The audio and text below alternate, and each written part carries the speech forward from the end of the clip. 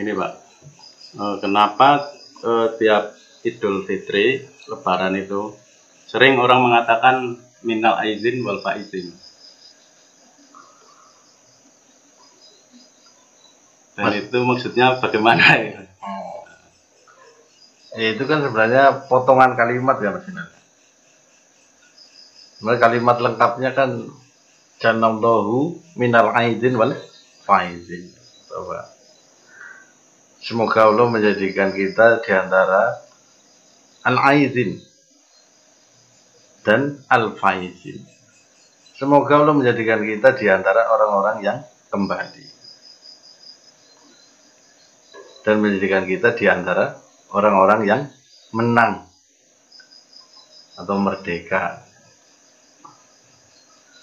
Jadi selama ini kan dikiranya itu hanya apa sih ya, kalimat sebatas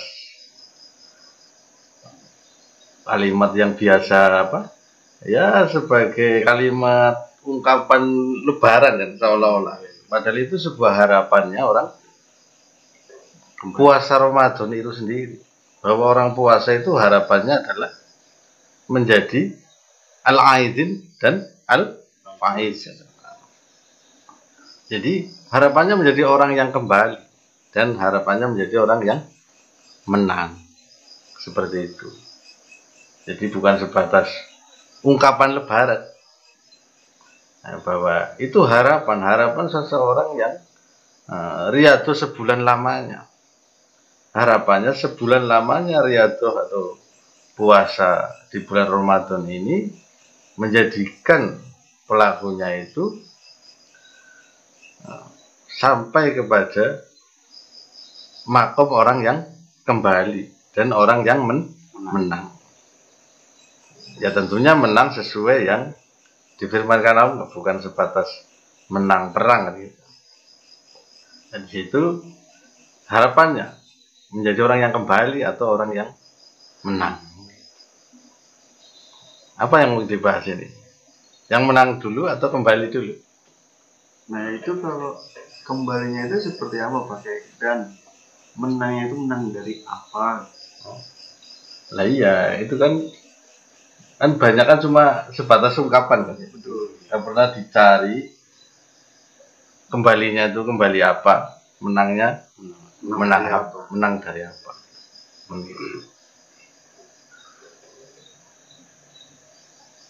Kembali di sini ya sebagaimana yang sering kita tukar pikirkan. Ya manusia kembali kepada fitrahnya. Kembali kepada sangkan paran dumadin. Kembali kepada asal dan tujuan kejadiannya. Sebagaimana yang Allah kehendaki.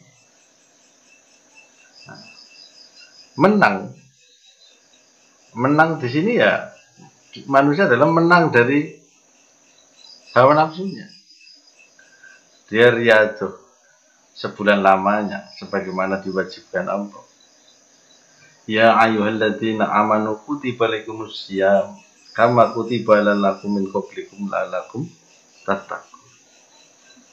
Hai orang-orang yang beriman, telah diwajibkan atasmu berpuasa sebagaimana diwajibkan atas orang-orang sebelum kamu. La'allakum tattaqun. Agar kau bertakwa, bahwa puasa Ramadan ini tujuannya adalah latihan takwa, agar sebulan penuh ini dilaksanakan menjadikan orang benar-benar meraih derajat takwa atau meraih kesadaran takwa. Takwa itu apa sih? Takwa itu Patuh, taat, taat apa? Taat perintah dan larangan. Ya, tentunya kan mentaati perintah Allah dan larangannya. Kalau orang benar-benar taat di situ, taat di sini adalah bahwa wa may yuti'ila hawa rasulahu faqad faza fawzan adzim, bahwa barang siapa taat kepada Allah dan Rasulnya, maka orang tersebut apa? Maka sesungguhnya ia telah mendapatkan kemenangan yang besar. Maka barang siapa taat kepada Allah dan Rasulnya, maka sesungguhnya orang tersebut telah mendapatkan apa? Kemenangan yang besar. Kemenangan yang besar.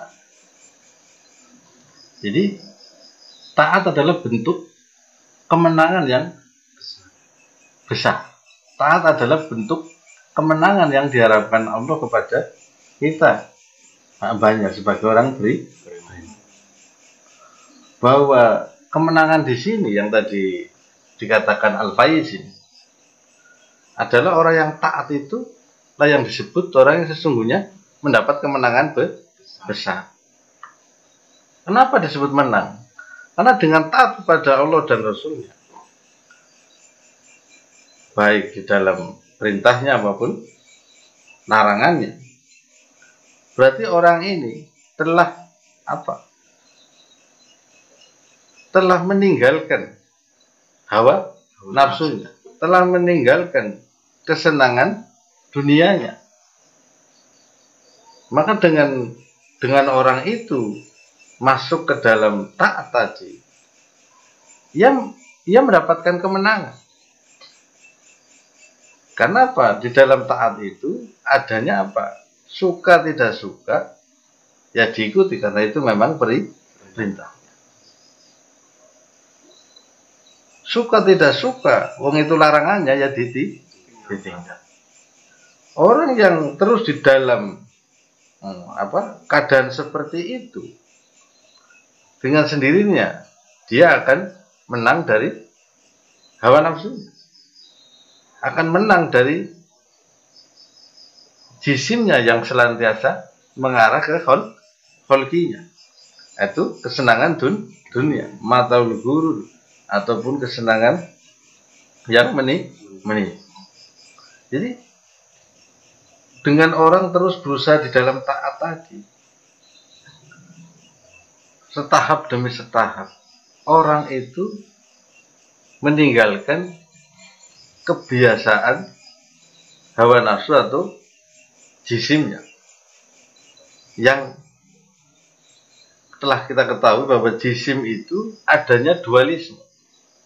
Dualisme jisim itu, dualisme hawa nafsu itu, kalau tidak menyukai, ya membenci. Itu yang perlu dipahami. Maka dualismenya jisim itu, atau tubuh itu, atau hawa nafsu itu, kalau nggak membenci ya menyukai. Cuma dua itu. Sedangkan kalau orang hidup dengan mentaati Allah dan Rasulnya, dia akan berlawanan dengan dualisme itu. Suka tidak suka, wong itu perintahnya, dia kerja. Suka tidak suka, wong itu larangannya, dia jauh. Orang seperti itu akan meninggalkan dualisme tubuhnya. Yang dualisme tubuhnya itu senantiasa akan terus menyesatkan manusia ke alam penasaran atau alam khayal yang senantiasa membelenggu dirinya semakin jauh dari kebenaran Tuhan. Karena apa? Dualisme tubuh itu taunya yang dia suka dan yang dia benci. Itu. Makanya ada ungkapan di dalam Quran, boleh jadi engkau membenci sesuatu padahal itu amat baik bagimu. Boleh jadi engkau menyukai sesuatu padahal itu amat buruk bagimu. Allah mengetahui sedang kau tidak. Nah, yang diketahui tubuh, yang diketahui jiwa yang hanya hidup sesuai tubuh.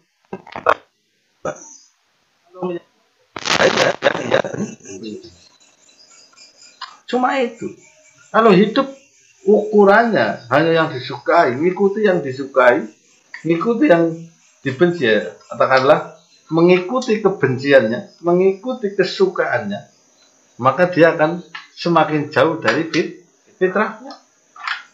Sedangkan orang yang biasa masuk dalam taat kepada Allah dan Rasulnya, baik perihal perintah maupun larangan,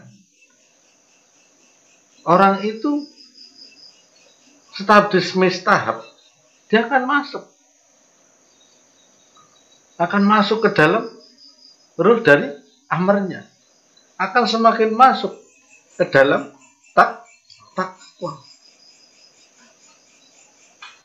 akan semakin masuk dalam kemenangan. Di situ tahap demi tahap ia akan terbebas dari dualisme tubuhnya yang tadinya gampang marah misalnya. Karena dalam perintahnya manusia disuruh bersabar, dia terus menghidupi itu. Lambat laun dia akan tergeser dari pemarah menjadi penyabar. Itulah berarti dia sudah menang dari dualismenya tadi. Kemenangan itu akan membebaskan manusia itu dari belenggu badania. Dia akan menang. Dia akan mendapatkan kebebasan, ketentraman. Tapi kalau tidak dilatih, sulit. Kalau takwa itu tidak dilatih, makanya Allah itu melalui firman-Nya, melalui ruhnya yang dibawa Rasulnya mengajarkan, membuat satu metodologi, yaitu puasa Ramadan. Metodologi untuk apa? Untuk mengembalikan manusia pada fitrahnya, mengembalikan manusia pada hakikatnya, bahkan kesuperannya. Karena manusia hakikatnya itu di awal penciptaan super. Bagaimana tidak super? Ketika Nabi Adam diciptakan, yang awalnya penciptaan beliau sebagai khalifah itu diremehkan malah malaikat, diragukan oleh malaikat. Karena malaikat mungkin pada saat itu hanya melihat fisiknya. Tapi ketika Nabi Adam dimuliakan Allah dengan ilmunya, dimuliakan dengan ruh dari amarnya, maka pada saat itu juga malaikat disuruh sujud pada Adam. Sujud kenapa? Karena Adam dimuliakan oleh Allah dengan ilmunya, dengan ruhnya. Itu. Nah, apakah malaikat sujud itu seperti orang di dalam sholat sujud semata, simbol saja? Tidak. Makna sujud di situ adalah pelayanan kepada Adam. Karena Nabi Adam alaihissalam itu hidup dengan ruhnya, hidup dengan ilmunya, maka malaikat semua sujud atas perintah Allah. Sujud untuk apa? Sujud di situ siap melayani, membantu Nabi Adam alaihissalam dalam melaksanakan kekhalifahannya. Di situ kemuliaan Nabi Adam di awal penciptaan. Itulah kemuliaan manusia. Kemuliaannya karena hidup dengan ruhnya, hidup dengan ilmunya. Ketika Nabi Adam hidup dengan ilmunya atau hidup dengan ruhnya, aksi beliau tidak sebatas tangan dan kaki. Karena beliau hidup dengan ruhnya, dominasi ilmunya. Aksi beliau tidak hanya sebatas kaki dan tangan. Aksi beliau itu isinya adalah malaikat.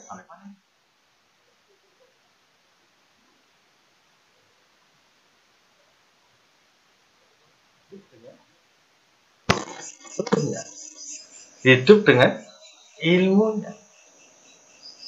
Itulah kemuliaan semula jadi atau kemuliaan awal kejadian. Itu yang disebut fitrahnya, Pak. Iya, fitrahnya manusia itu super. Kalau yang dipahami kayak dulu kan, saya tahunya fitrah itu yang mereka katakan itu akhirnya saya juga memahami hanya sebatas itu. Fitrah ya kembali seperti anak baru lahir gitu. Boleh dikatakan seperti itu juga. Pada pengertian tahap itu ya boleh juga dikatakan seperti itu. Fitrah seperti bayi baru lahir. Adapun fitrah dalam arti hakiki ya tadi sebagaimana fitrahnya Nabi Adam awal diciptakan. Bahwa beliau hidup dengan kesadaran ruh dari amarnya, hidup dengan ilmu-ilmunya. Beliau mengetahui segala sesuatu dengan segala fungsinya. Nah, itulah kemuliaan beliau. Maka ketika dibeberkan pada malaikat, di situ Allah pun bisa dibilang ya mengutarakan pada malaikat bahwa sudah aku katakan, aku mengetahui rahasia langit dan bumi. Artinya ketika Allah telah memperlihatkan keutamaan Adam yang didominasi ruhnya atau ilmunya, kemudian ya dikatakan kepada malaikat bahwa sudah aku katakan, aku mengetahui rahasia langit dan bumi. Artinya Adam dan juga Allah ilmunya atau ruhnya yang memahamkan tentang rahasia langit dan bumi, bahwa segala sesuatu yang ada di langit dan bumi dan segala fungsinya diberitahukan kepada Adam. Ya kan ilmu kan yang disebut ilmu kan tadi Mas. Ketika misalnya seseorang mengetahui sesuatu dan fungsinya, itu kan jadi ilmu kan. Jadi pengetahuan. Nah, Adam diberitahu tentang nama-nama segala sesuatu berikut fungsinya. Itulah bakal beliau untuk menjadi khalifah di muka bumi, sebagai wakil Allah di muka bumi, untuk memakmurkan, memelihara, mengelola. Itu untuk menjalankan tugas beliau. Jadi beliau itu dimuliakan dengan ruhnya, dengan ilmunya. Dalam kesadaran seperti itu, beliau pun dilayani malah karena itu memang perintah Allah demi memuliakan ruhnya atau ilmunya yang ada pada diri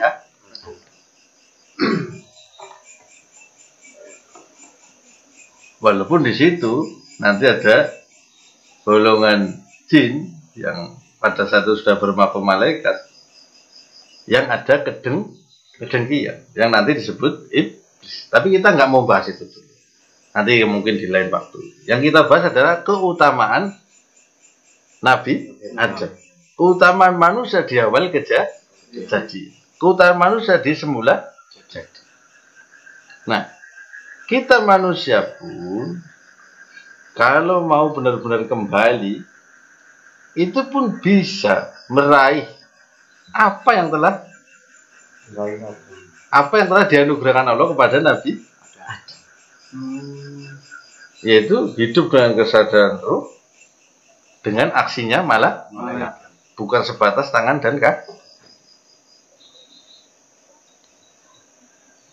Manusia itu dilayani oleh malaikat pada awal kejadian.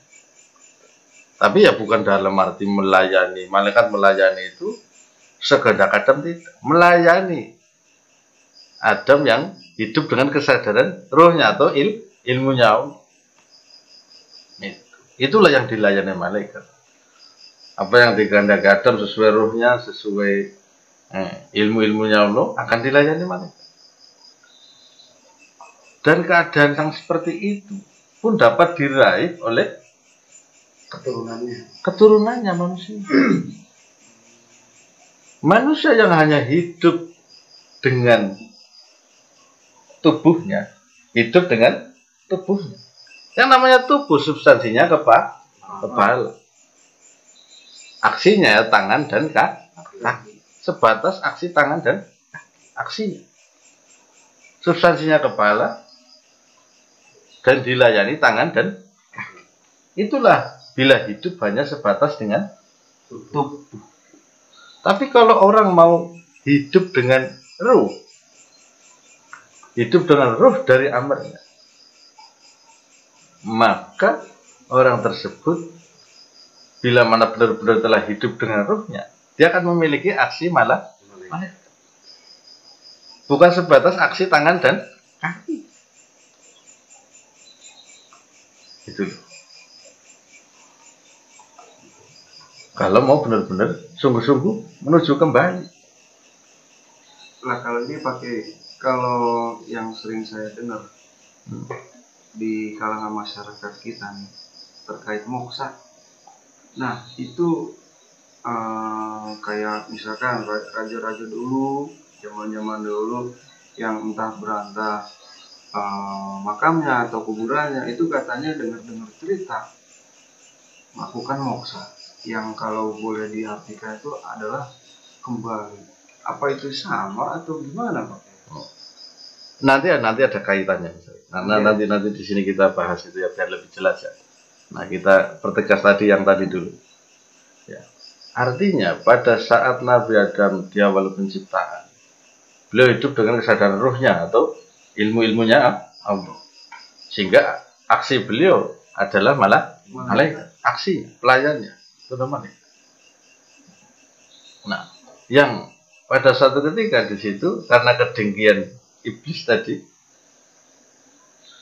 akhirnya Nabi Adam digelincirkan pada suatu kesalahan yang menjadikan kesadaran ruh beliau surut. Anugerah pelayanan malaikatnya pun menjadi sirna. Karena iblis menggelincirkan Nabi Adam ke arah tadi kehidupan tubuh, ya, kehidupan tubuh, kehidupan holki, kehidupan dunia. Ke arah itu menggelincirkannya. Nah, singkatnya beliau di situ kehilangan anugerah itu. Yang tadinya hidup dengan marifat, dengan kesadaran ruh, dengan aksi malaikat itu menjadi surut, hilang. Nah, kemudian nanti singkat cerita Allah akan memberi petunjuk kepada Nabi Adam untuk bertaubat atau kembali agar kembali kepada derajat semula, kesadaran semula, kemampuan semula. Nah, singkat cerita Nabi Adam pun bertaubat. Makanya di situ ada kalimat taubatnya beliau, Rabbana zalamna anfusana wa illam taghfir lana wa tarhamna lanakunanna minal khasirin. Wahai Rabb kami telah menganiaya diri kami sendiri. Jika Engkau tidak memberi ampun kami dan tidak berbelas kasih pada kami, maka kami termasuk orang-orang yang merugi.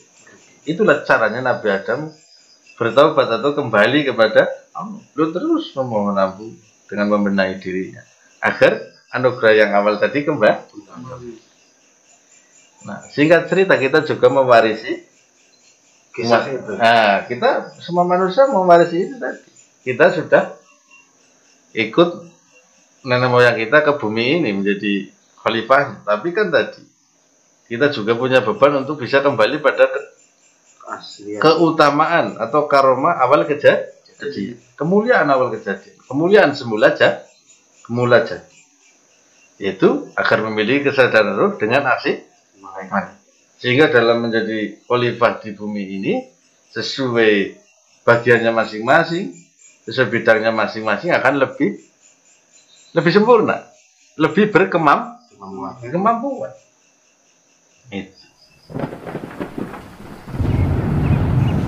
Ono paksi penghubungi langit, grudaiku endah warnandiro, segoro rok wastane, uripe manukiku, amimpi jagat iki, warnanipun sakawan sikile woni, kulite iku sarengan ketihipun tarekat ingkang sajati ototipun